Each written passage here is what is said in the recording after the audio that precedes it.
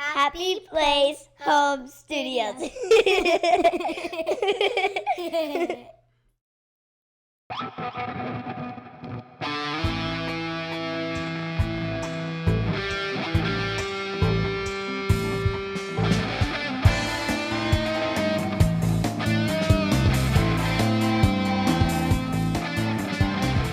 Hello and welcome back to Happy Place Home Studio and a series I've been waiting a long time to produce on Rocksmith.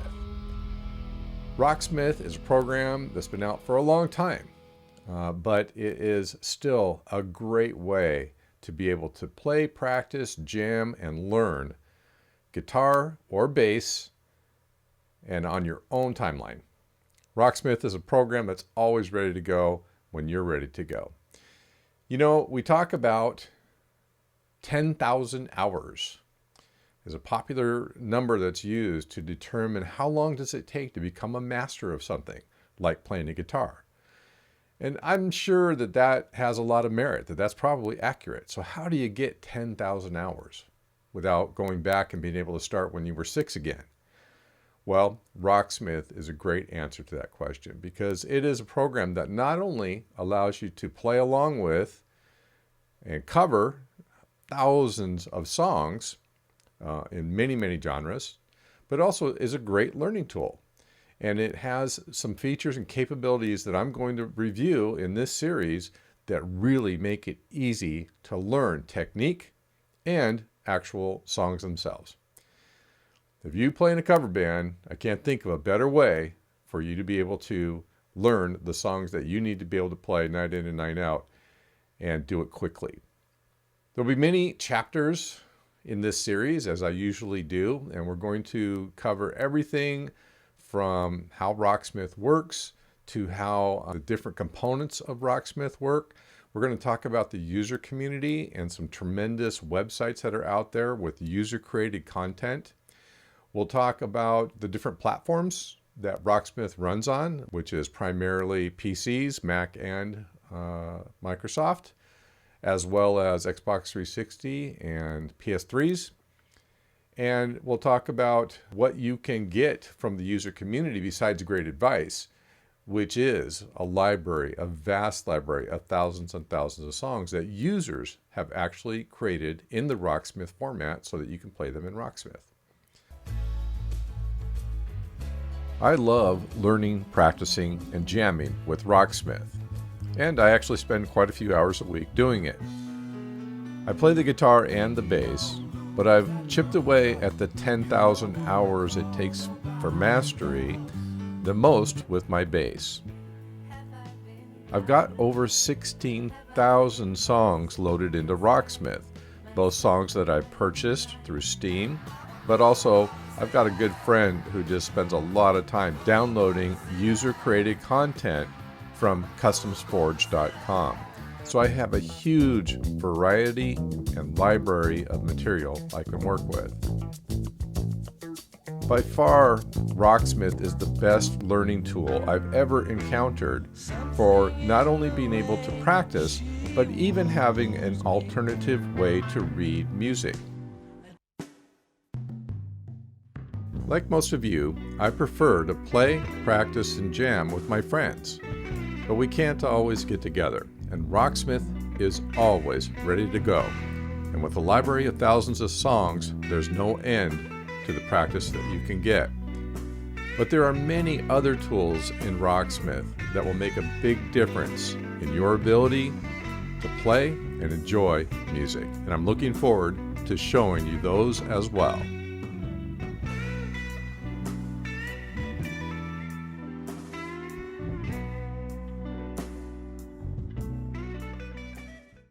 When my children were young-ish, teenagers, they loved a program called Guitar Hero. And a lot of people loved Guitar Hero. And at first, I was intrigued by the idea that they might get interested in music by playing Guitar Hero. But I realized as I learned how Guitar Hero worked that it was kind of taking them in the wrong direction, because Guitar Hero did not work with a real guitar, and it had really no relationship to learning a real guitar. Rather than strings, it just had 4 buttons. that you pressed on the neck and had no relationship whatsoever to what you would end up doing on a guitar if you chose to learn a guitar. So they spent a lot of hours playing, and they may have achieved mastery at Guitar Hero, especially my younger son. But those of you who may be familiar with Guitar Hero will have a quick affinity to Rocksmith because it has a similar interface for delivering music to you to learn how to play. And the difference is that it's vastly more detailed because it's not just pluck this string, it is pluck this string on this fret and do this action on it like a bend or a slide. And so you really have a much richer amount of content coming out when you're looking at the Rocksmith interface. But I don't want to sit here and describe it with words because words makes it sound more complicated than it is. People usually are able to look at Rocksmith and get it right away. And that's a great thing about the program. You're up and running quickly at whatever level of skill you start at, and you will find yourself progressing in skill and in technique very, very rapidly. What makes me excited to produce this series and share this information with you about Rocksmith is my own experience, of course. And my own experience is pretty rich with the program because I started my studio back in 1997, let's say. And I was so excited about music at that time, and we put a little group together that I actually built a studio as an add-on to my home at that time. Had a lot of fun doing it and would do it again in a heartbeat. Had a lot of fun with that studio for a lot of years, and our band played together for some 5 years. But when the band broke up and I moved a few years later, I did not recreate the studio. And I was very, very engaged in a new business at that point, and so I had other reasons that I wasn't into music.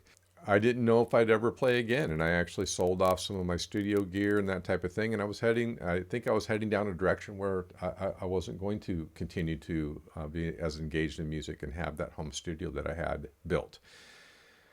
And then a friend introduced me to Rocksmith. And at that time, we were between homes and I was living in an apartment. And so I just didn't have very much room for anything, but I had my PC set up. And so I installed Rocksmith and I started kind of playing around with it. And I would say that the bug didn't totally bite me at that time, but I was definitely intrigued.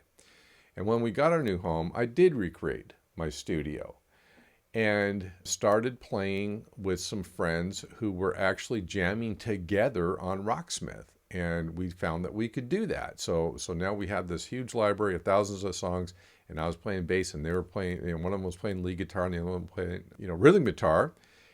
And we just had a blast every week. We get together, and we had a song list that grew and grew and grew, and not only could we play along with the songs in Rocksmith, but I actually was learning the songs on the bass so that I didn't have to have the Rocksmith interface. I could just play along with them. And it completely rejuvenated my interest in music again and led to many, many things that I've been able to do with the studio. And I credit Rocksmith with reigniting that passion. And I think it can do that for a lot of people. So, who can use Rocksmith? Well, anybody from a complete pro, and there are many, many, many pros that you'll find on YouTube that play Rocksmith. I say play as if it's a game. It's really not a game, but it has some game-like elements, and we'll talk about those. They play Rocksmith, and it's a skill challenge. Pro players literally using the interface of Rocksmith to create perfection on their favorite songs, or even translate their own songs into the Rocksmith format. There's so many things that you can do, and there are literally game-like interface challenges that make it more fun to learn and master songs. Literally, there are leaderboards, worldwide leaderboards of who can play this song the best, who can play it the most accurately. So you'll find amazing depth. My own experience with Rocksmith as a player is that I'm not a pro by any stretch of the imagination, but I'm vastly better than I was before I started using Rocksmith. And there are several reasons for that. So as I play guitar and I play bass, most of my Rocksmith work has been with the bass. And I went from a bass player who really, I have to be honest and say I wasn't very good, but I could play, and I could play, with a band and, keep reasonable time and that type of thing, to someone who has a lot more knowledge and technique about playing the bass. And I can learn songs far more quickly than I could before, and I can play a lot of songs. And I can, with the Rocksmith interface, I can sight read and play along with almost any song. Now, I've in many of my videos talked about my eyesight. I can no longer really read sheet music and traditional musical notation. There's really almost nothing I could do to be able to do that.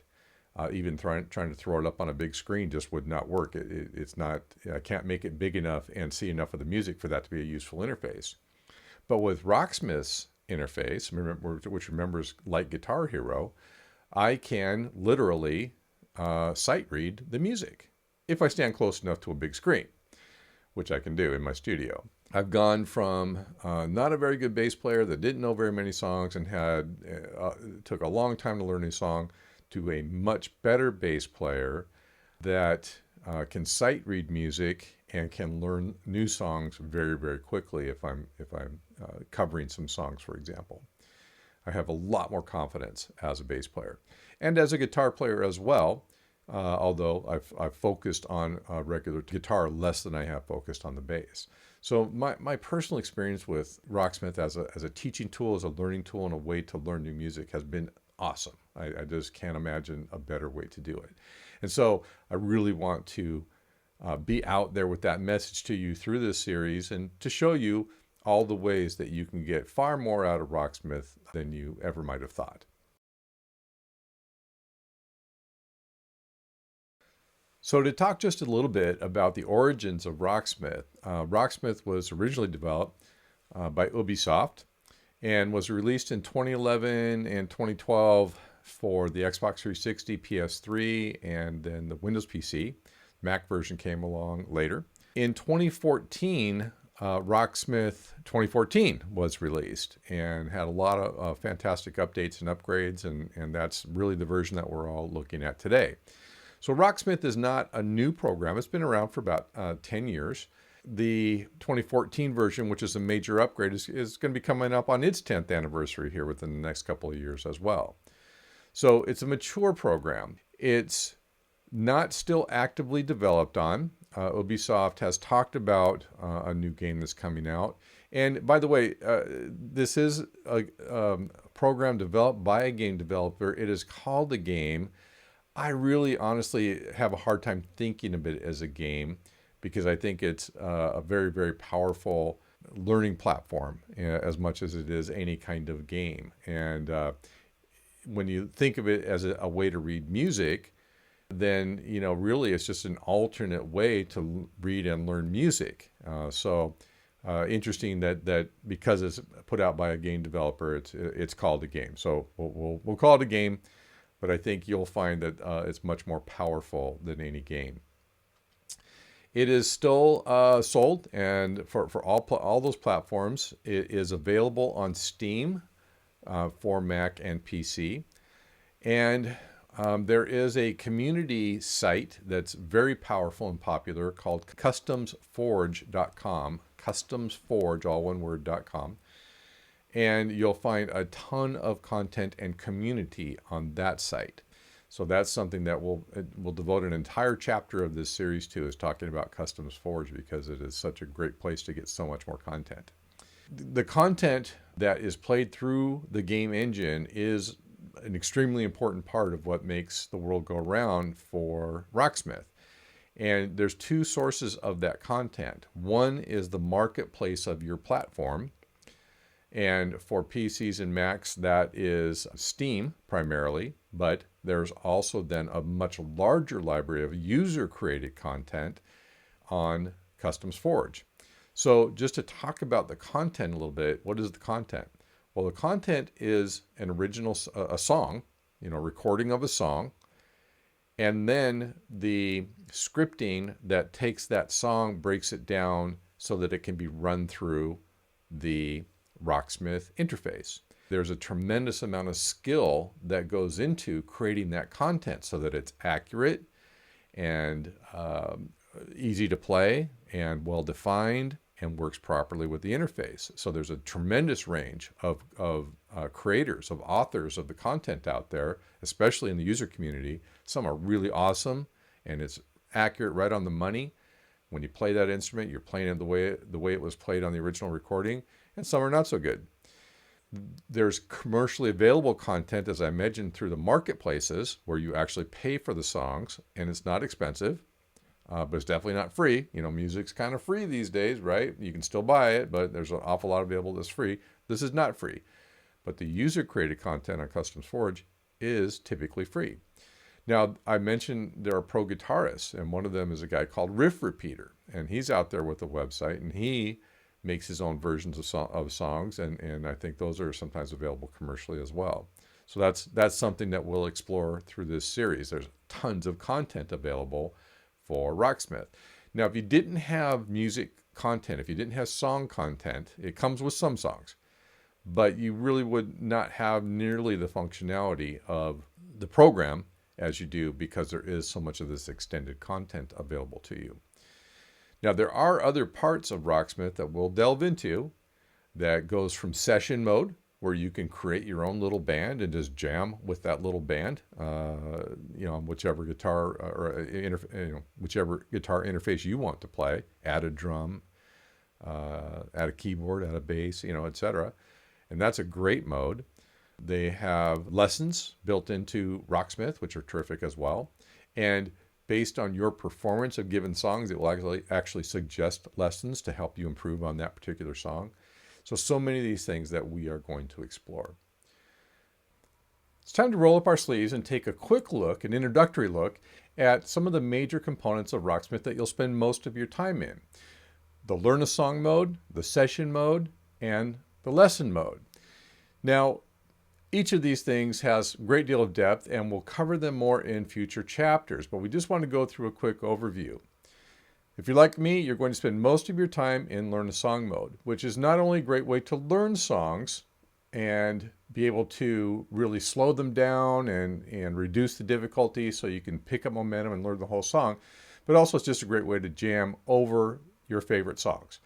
And again, I'll mention several times, I've got a library of over 16,000 of my favorite songs. So you can really get a lot of great content and play with it, play over it, learn it, etc.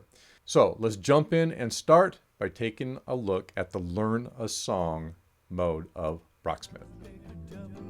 In the Learn a Song and other modes of browsing through your music in Rocksmith, you have a really nice interface that presents the music in that particular list or custom list or favorites list or whatever you're looking at, and allows you to navigate through pretty easily.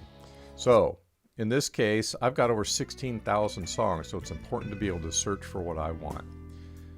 I'm using a song here, the B minor blues song, because the copyright allows me to do so and play more than a 10-second loop.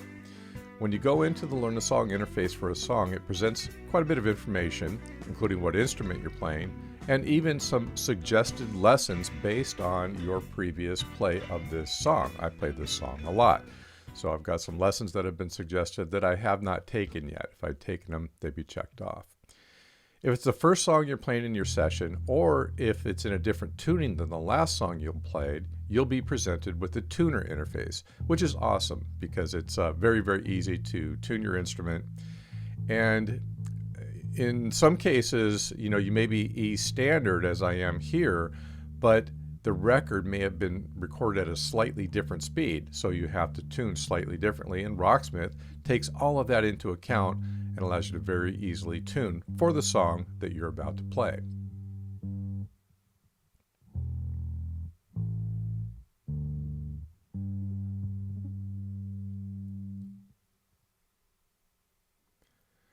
The interface you're looking at can be customized. For example, your E string could be on the top or the bottom of the instrument at the bottom. The notes are brought to you, and the interface allows you to see things like you hold the note or it's an empty string, which fret you're playing on which string. And it's very intuitive, it doesn't take very long to learn, and is very similar to that Guitar Hero interface that I talked about earlier, except you're really playing on a real instrument. A lot will be communicated to you as you're playing. Bends and other effects that you should put onto your strings as you're playing will be communicated. Whether you're hitting the notes in a timely fashion. By the way, I should mention that the way I was recording this, the timing was slightly off. It's a little bit different than the interface that I normally use, so that's definitely reflected in the play. Now, I'm playing a bass here, and I'm playing the bass over the bass that was recorded, but you can clearly hear your own instrument over the one that was recorded as you're playing, which makes it pretty handy. Otherwise, it'd be a little difficult. So the interface communicates if you're missing, if you were off by a fret on the right string, if you were on the wrong string, it's going to communicate those things to you as you play. The main interface is playing the song at the same tempo that it's recorded, but there are ways for you to slow it down for the purpose of practice. We'll cover those in just a couple of minutes.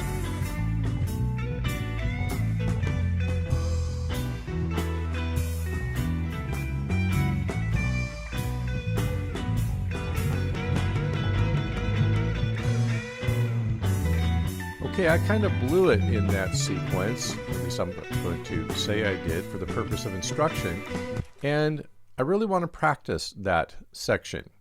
So I'm going to go into an interface by pressing the spacebar called Riff Repeater, and this is one of the most awesome things in this program. Riff Repeater allows you to zoom in on a particular section of the song you're playing. It starts with the section you were on when you pressed the spacebar, but you can adjust that with the controls at the top. The top represents a timeline of the entire song. So you choose the section of the song that you want to practice, and it will go over and over it again as long as you want to. And in addition to being able to choose a section of the song, you can say, here's the tempo I want to practice it at, and here's the difficulty that I want to practice it at. So you can tone down the difficulty and slow down the speed. As you can see, there are some other controls that you have here, but those are the two primary controls, the important ones. Then you can start playing with the riff repeater, and it will track how many mistakes you make. You're playing at the speed you asked to play at, and it's just a fantastic way to learn that sequence perfectly so that you can play the song perfectly. It keeps track of some really nice stats for you, and it's just a wonderful capability that this program has to learn that tricky part of the song that you would otherwise maybe struggle with.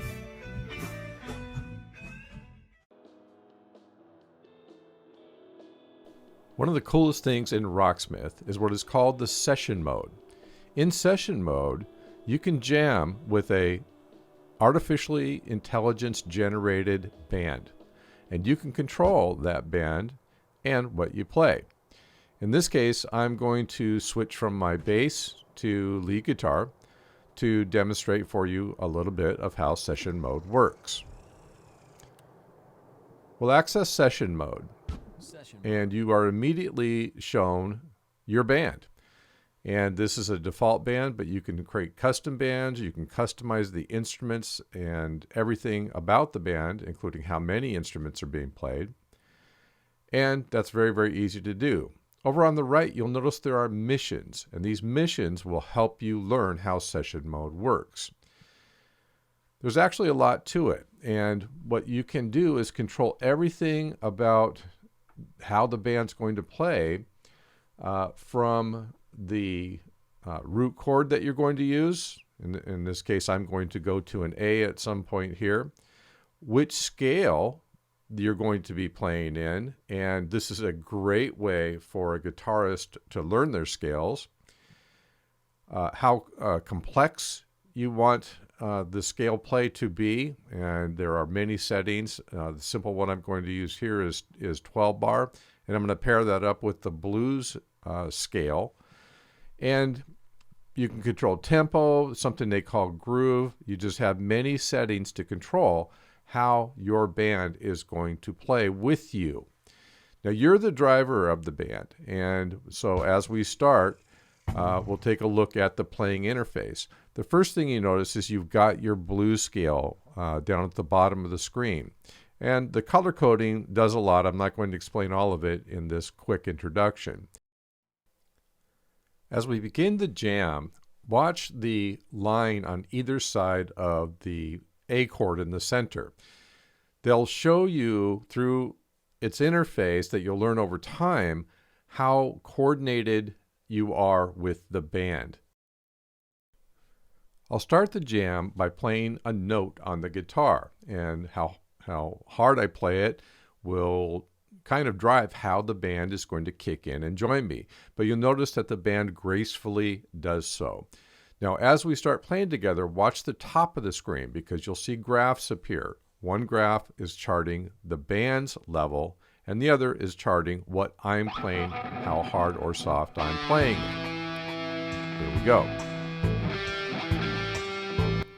Once you start playing, session mode is going to react to how you're playing. If you're playing loud and fast, your band's overall tempo and volume is going to pick up. And you can see from the lines at the top of the screen, the curve is your band, the more jagged line is responding directly to what I'm playing.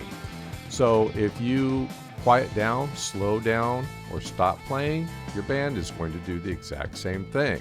As you start to pick up speed, your band is going to pick up speed. So the jam you're playing is going to drive how your band responds. And it's really a cool interface.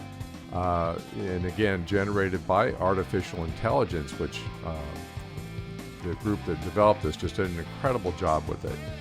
So you have no end to the combinations of bands and types of music you can play. One of the things you can do is literally pick what kind of music are you playing, what tempo are you playing it at.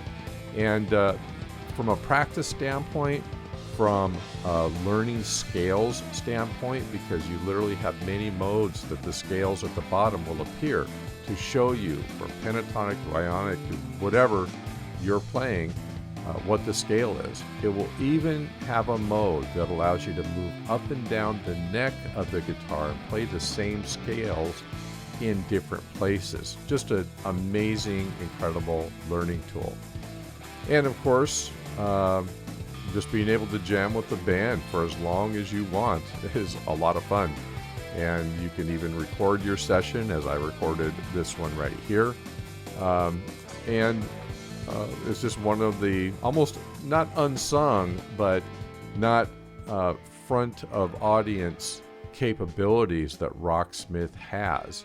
And it's one of the coolest and best capabilities. Another built-in capability of Rocksmith 2014 that really helps you learn to play better is the lessons, of course. And the lessons are built in. And when you access them, you can just simply run through them in any order that you want, but there are several modes that present the lessons. And another thing is when you are learning to play a song, say through the Learn a Song mode, it will recommend lessons to you based on how you're actually playing and the parts of the song that you may be having difficulty with. When you access a lesson, it's very interactive.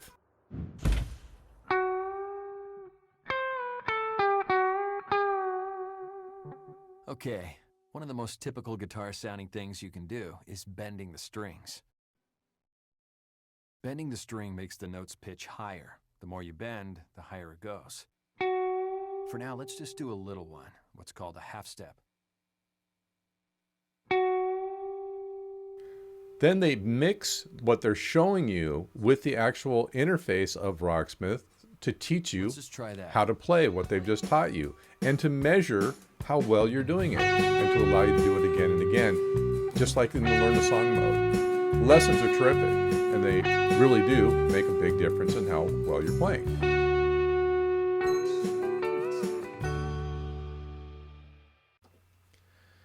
There are a lot more elements of Rocksmith that I could go into, but this is just an introduction. but just to talk about them a little bit. One is the gaming aspects of Rocksmith, a little bit along the Guitar Hero standpoint again, as I've mentioned a few times. But there's Guitarcade with things like Score Attack, which just make it fun to do well playing the songs that you have been learning. And there's elements like the Tone Designer, which allows you to use Rocksmith's own tools to create your own tones using a selection of different modeled amplifiers, microphones, etc. We can't forget the great multiplayer mode that I've had so many hours of enjoyment with my friends. You can have two players playing together, different guitars, a guitar and a bass, whatever combination that you want. Really a lot of fun. I can go on and on about Rocksmith. Can you tell? And fortunately, I intend to, with a long series that really delves into what this program is about, what it can do for you, and how fun it can be. So, stay tuned for more upcoming chapters in this series on Happy Place Home Studio. And thank you for joining us for this episode. See you next time.